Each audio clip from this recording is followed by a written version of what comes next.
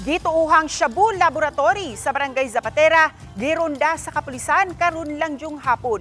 Ang detalye makauban nato si Alan Domingo live. Alan?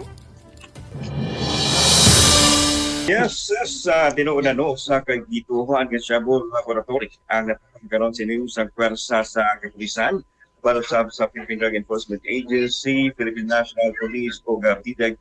Gani ato nahimutangan karon na karon nahimutang sa third sa apartment building diri sa may Bihak Sulim, Barangay Zapatera, Dakbayan sa Subo, SES, no? Kasamtangan nga proseso karon sa tuang mga otoridad ang kining kwarto diin gipanagiya kuno ni siya sa usa ka chemical engineer ang subject sa ilahang operation. At the moment, SES, doon na mga nakuha sila ng mga ebidensya gamit matud pa sa pagluto o kaning shabu ug uban pang mga illegal nga drugas, apil na ang kining party drugs ug doon na pay cocaine, no?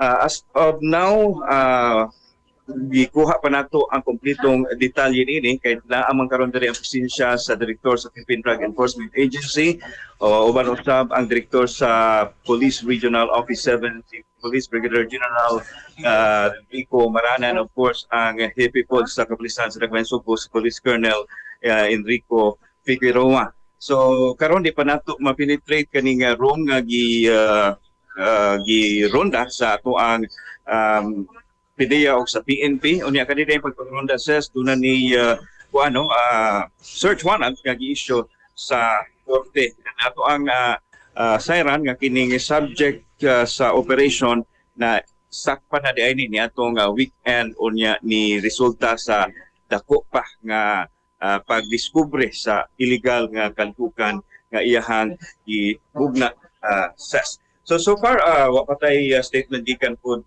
sa ato ang PRO 7 o sa PDEA Region 7. So magpata sa magkompletong detalye ni SES. Balik sa imo diya, SES. At Alan Domingo.